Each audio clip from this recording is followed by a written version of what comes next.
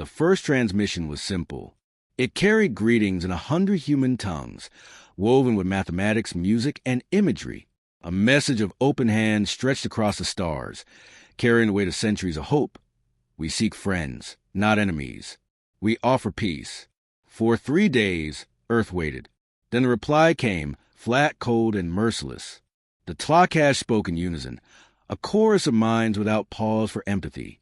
Your offer is weakness. Your existence is a resource to be consumed. Submit or be destroyed. So much for peace. Captain Aisha Moreno listened to the alien decree in the control room of the horizon's edge.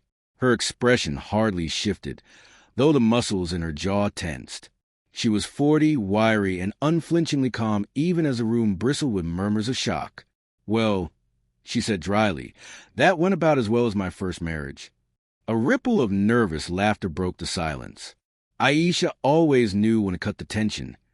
Enough to keep her crew breathing, not enough to dull their awareness of the danger pressing in. She scanned the faces around the table, stopping first on Dr. Elias Grant. The engineer leaned back in his chair, hair perpetually uncombed, hands stained from whatever machine he'd last dissected. He rubbed his eyes and muttered, "Figures. I finally get faster than light comms working, and the first thing we do is send an open invitation for conquest." "Could be worse," Aisha said. "They might have asked us to fill out a survey first."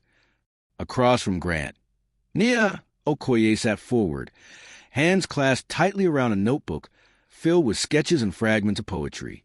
Unlike the others, she looked less angry than heartbroken. Her voice was soft but insistent. "They didn't even try to understand. They dismissed everything we offered."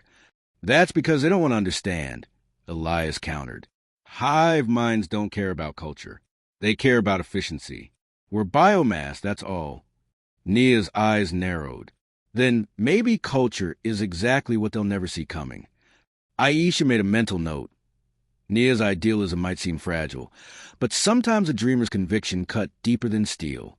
And then, inevitably, came the voice of Rook Johnson, lounging against the wall with boots crossed at the ankles and a grin too casual for the moment.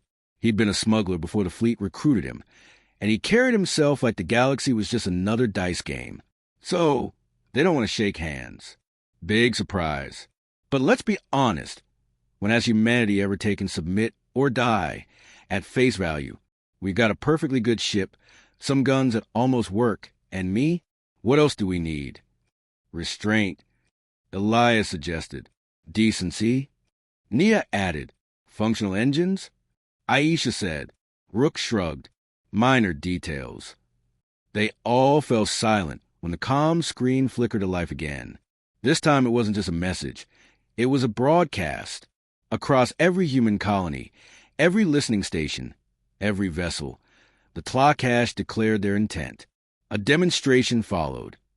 Images of Earth's peace fleet, a collection of optimistic vessels built to represent unity, caught in a crossfire of alien warships. Metal buckled, hulls shattered, human screams cut off mid-breath. The destruction was efficient, clinical, almost surgical. Aisha felt a pressure in her chest that had nothing to do with fear. It was rage, sharp and clean.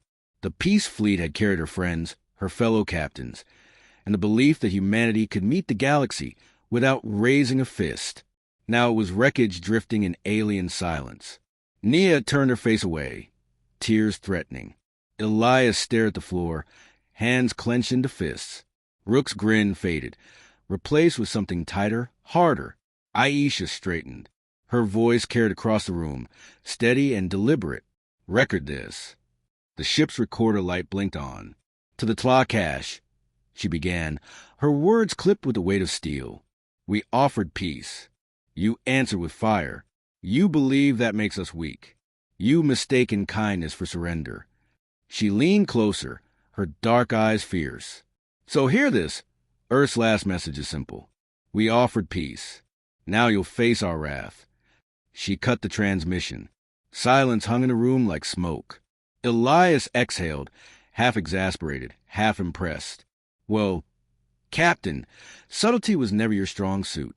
"Neither is surrender," Aisha replied. That night, the crew gathered in the mess hall. Tension clung to every corner. They were a handful of survivors aboard one ship, facing a civilization that measured its fleets in thousands. The odds weren't poor, they were non-existent. And yet, conversation sparked. Elias sketched designs on napkins, muttering about how to fuse alien components with human tech. If I can reroute power through the recyclers, we might get an extra 30% thrust, assuming nothing explodes. Nia countered with ideas about communication, music, patterns, chaos theory, ways to disrupt the hive's mental resonance. They don't understand imagination. That's our weapon. Rook laughed between mouthfuls of food. Or we just crash a cargo hauler into their flagship. Problem solved. Your solution to everything is crashing something, Elias said. And has it ever not worked?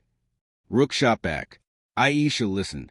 Their voices overlapped, serious, absurd, desperate, hopeful. It was a symphony of contradictions, the very thing the Tlakash couldn't process. The hive wanted order. Humanity thrived on chaos. She raised her glass, interrupting the noise. To peace, she said. The others hesitated. And to the wrath they'll never see coming. Glasses clinked, quiet but resolute. When the lights dimmed and the crew drifted to rest, Aisha remained awake, staring through the viewport at the stars. Out there, the Tlakash spread like wildfire, certain they'd extinguish humanity's spark. But Earth had always been underestimated. Against plagues, against wars, against their own worst instincts, humans had adapted. They'd survived deserts, oceans, and the vacuum of space itself. They'd thrive where survival seemed impossible. And now, with one ship, a handful of survivors, and a message burned into void, they would do it again. The war for humanity's survival had begun, not with guns blazing, but with a promise. The horizon's edge limped through the darkness like a wounded animal. Its engines coughed uneven bursts of thrust, life support rationed every breath, and the power grid flickered with unsettling regularity. Aisha Moreno studied the status displays with arms crossed, willing the ship to hold together. Survival was no longer abstract. It was a daily calculation measured in broken circuits and dwindling supplies. Dr. Elias Grant crouched beneath a panel, surrounded by coils of wire, bits of alien alloy, and, disturbingly, a toaster from a galley. Sweat beaded on his forehead as he twisted connections with a stubborn precision. Elias, Aisha said evenly, why is there a toaster in my engine room? He didn't look up. Because, Captain, it happens to contain a heating coil that withstands stress better than half the parts we've got left. I'm trying to convince your ship not to explode when we hit sublight. Convince? Rook leaned against the bulkhead, chewing on a protein bar with exaggerated nonchalance. Ships don't listen to reason, document. You gotta sweet-talk them, give them names. I call the starboard thruster Maggie. She likes me. Thrusters don't like anyone, Elias muttered. They tolerate. Nia, perched on a nearby crate with her ever-present notebook, smiled faintly. Still, I like the idea. Machines as companions. It makes survival less mechanical, more human. Aisha cut in before the banter grew roots. All of you, focus. The Tlakash aren't giving us the luxury of philosophy. How soon until we're flight ready? Elias tightened the last connection with a grunt. The lights steadied for a moment. Then a shower of sparks rained down, narrowly missing his hair. To find ready, the answer arrived in the form of a sensor alert. A Tlakash patrol ship had found their trail. The alien vessel glided like a predator through the void, sleek and angular, designed for precision strikes. Its weapons lit up the sensor grid, each signature a reminder how absurdly outclassed the humans were. Options? Aisha asked, already bracing for the worst. Run, Elias said. Fight, Rook countered. Confuse them, Nia whispered. Her eyes flicked to her sketches, a storm of abstract patterns and rhythmic notations. They operate as a hive. If we throw something irrational into their signal range, they might misinterpret it. Aisha weighed the voices. Survival demanded calculation, but survival also demanded risk. She turned to Nia. Show me. Minutes later, the comms array pulsed with a strange broadcast. Spirals of color interlaced with snippets of music, alternating rhythms that refused to resolve. Nia's creation was part symphony, part puzzle, part deliberate nonsense. On the tactical display, the Tlakash ship faltered, its formation shifted, its weapons dimmed, as if the hive mind itself were stumbling over the input. "That's impossible," Elias muttered, eyes widening. "They're distracted." "More than distracted," Rook said, grinning. "They're confused. Time for Maggie to stretch her legs." He slammed the thruster controls, sending the horizon's edge lurching forward in a stomach-turning burn. The chase began. The patrol ship recovered quickly, but Rook flew with reckless artistry. He threaded the human vessel through debris fields and razor-thin asteroid gaps, laughing as alarms blared around him. "You're insane," Elias shouted over the noise. "Insanely effective," Rook shouted back. Aisha gripped her chair, knuckles white. Every maneuver tested the patched engines. Every jolt threatened to tear the ship apart. But through the chaos, something remarkable emerged. Their mismatched strengths meshed into a single rhythm. Nia's broadcast threw the aliens off balance. Elias kept the ship barely functional. Rook flew like a man possessed, and Aisha held them together with unshakable resolve. The Tlakash ship loomed close, readying its main cannon. "Elias," Aisha snapped, "tell me you got something." His eyes darted to the jury-rigged reactor, then back to the displays. "I might be able to overload the secondary coil, turn our waste output into a plasma flare. If it doesn't tear us apart, it might blind them long enough." "Might is all I need," Aisha said. Elias muttered calculations under his breath, hands flying over the controls. "Everyone hold on." The ship bucked as energy surged through circuits never designed for it. A white-hot plume erupted from the horizon's edge, flooding the void with light. The Tlakash ship veered, sensors scrambled. In that sliver of opportunity, Rook spun the ship hard into the cover of a nearby nebula. Gas clouds enveloped them, swallowing their signal. Silence returned. For several long minutes, no one spoke. The crew sat in the half-dark of the cabin, the ship creaking as if in protest of their survival. Finally, Rook broke the silence. "Admit it, that was genius." "That was suicide," Elias said, voice shaking with exhaustion. "But somehow it worked." Nia exhaled slowly, a quiet smile tugging at her lips. "It worked because we did something they couldn't anticipate. They don't understand improvisation." Aisha allowed herself the smallest nod. "Then that's our advantage. Not strength, not numbers.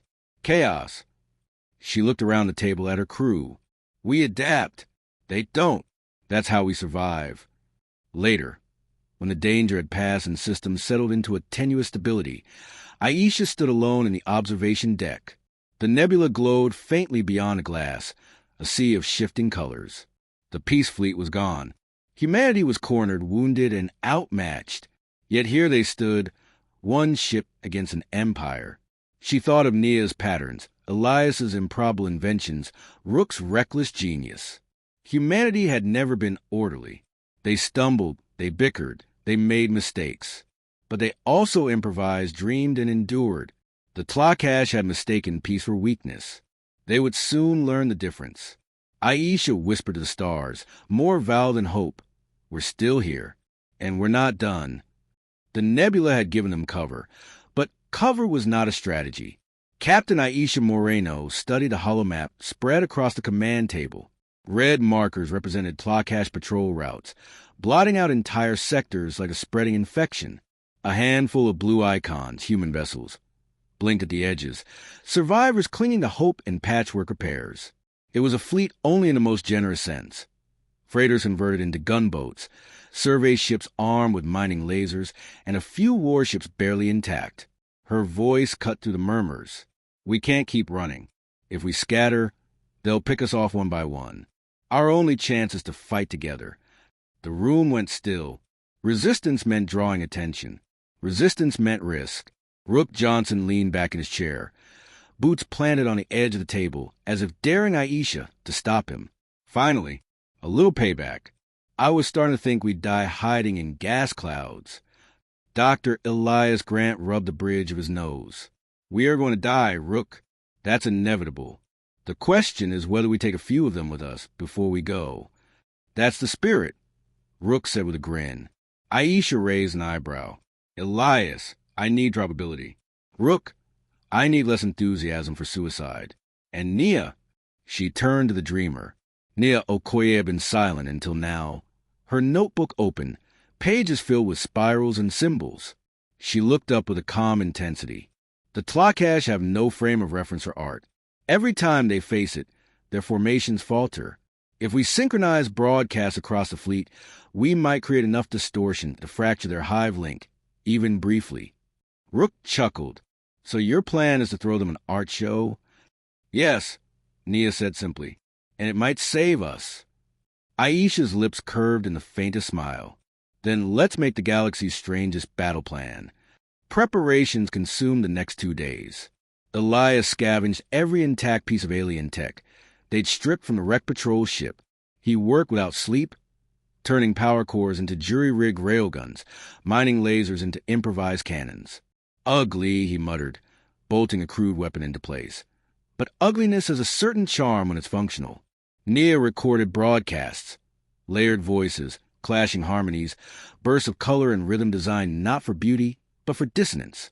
Confusion is its own weapon, she explained when the others stared. Rook, meanwhile, ran the fleet through flight drills.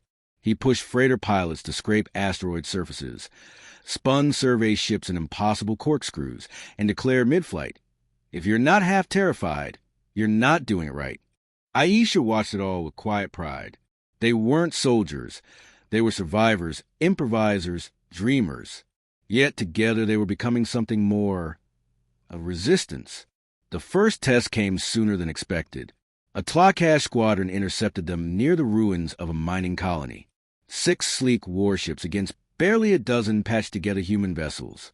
Broadcast ready, Nia said, her hand steady on the controls. Fleet, on my mark, Aisha ordered. The void erupted in chaos. Nia's transmissions flooded every channel. A storm of nonsensical beauty, overwhelming the hive with clashing signals. The Tlakash staggered, their formations faltering. Rook led the charge, Horizon's Edge diving between 2 enemy ships with thrusters screaming. Come on, Maggie, he muttered to the starboard engine. Don't quit on me now. Elias fired the improvised railgun. The weapon kicked harder than expected, tearing through an enemy hull in a flash of molten debris. He blinked at the readouts. It worked.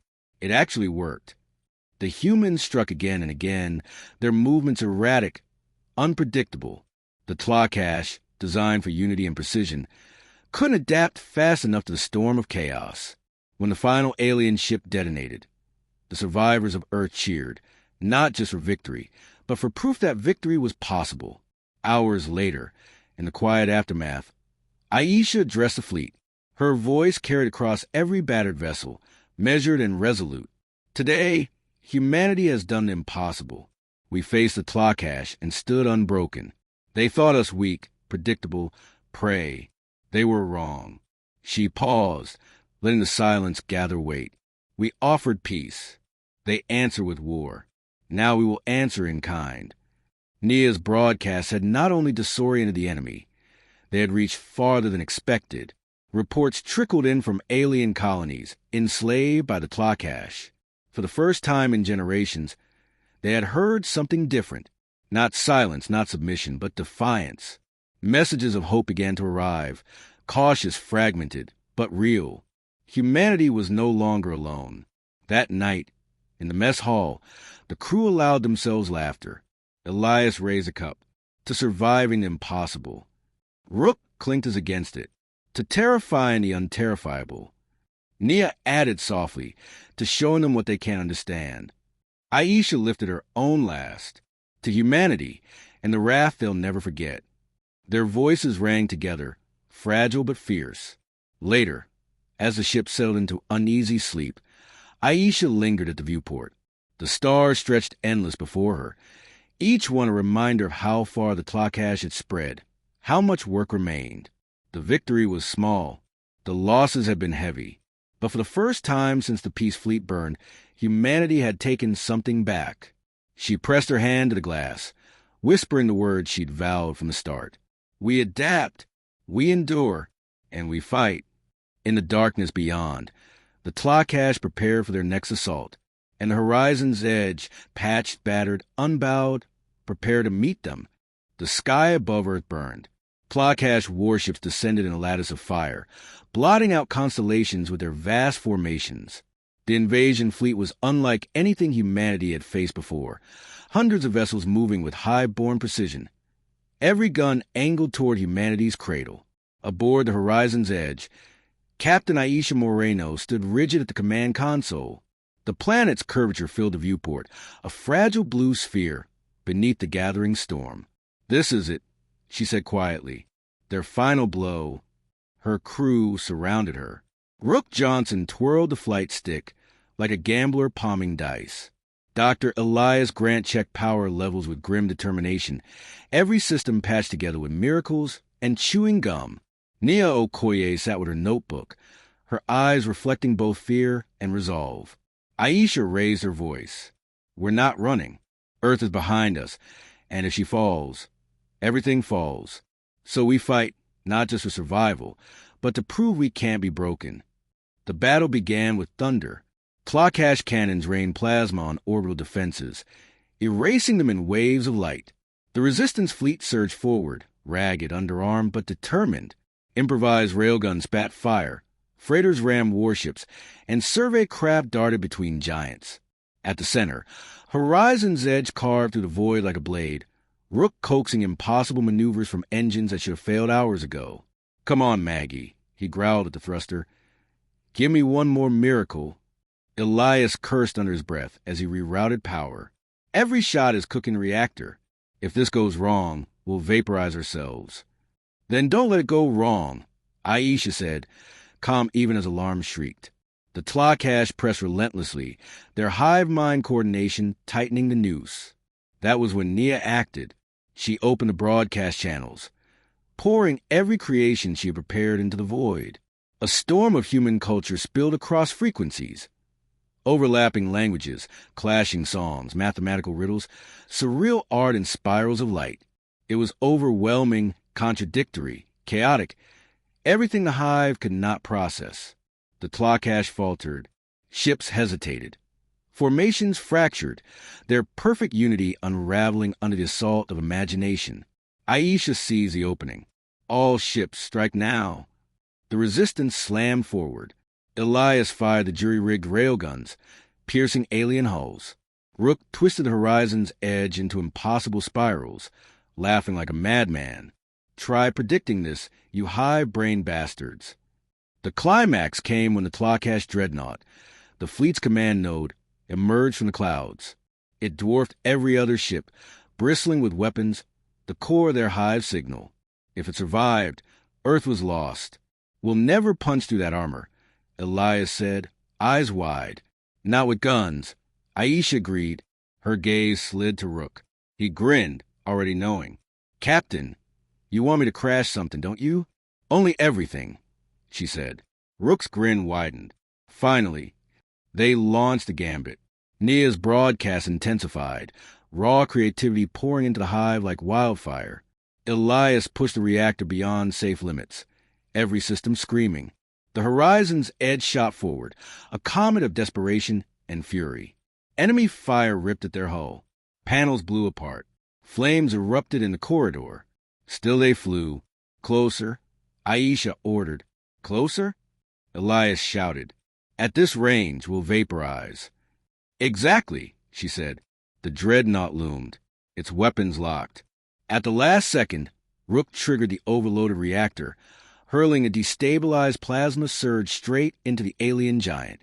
The horizon's edge peeled away at the edge of destruction, hull shrieking, engines coughing sparks. The blast consumed the dreadnought. It fractured in a burst of impossible fire, shock waves tearing through the enemy fleet. Without their node, the hive's coordination collapsed into chaos. The resistance roared forward, driving the Tlakash back in disarray. For the first time in living memory, the hive fled. Silence fell over the battered fleet. Earth still turned beneath them, scarred but alive. Humanity had not fallen. In the command deck, smoke curled from the consoles. Rook slumped in his chair, grinning through bloodied lips. Best crash I never had. Elias collapsed against the wall, laughing breathlessly. Statistically impossible. Completely insane. And somehow it worked. Nia closed her notebook, voice soft but triumphant. They'll never understand us. That's our power. Aisha stood, shoulders squared, her gaze steady on the stars. She opened the channel, her voice carrying across every surviving ship, every listening world. Earth's last message was never surrender. We offered peace, and they mistook it for weakness. They were wrong. Humanity adapts. Humanity endures. And humanity fights back. Her words rippled outward, reaching allies, slaves, and enemies alike. That night, when the fires dimmed and the crew gathered in the quiet of the mess hall, they raised their cups again. To peace, Elias said softly.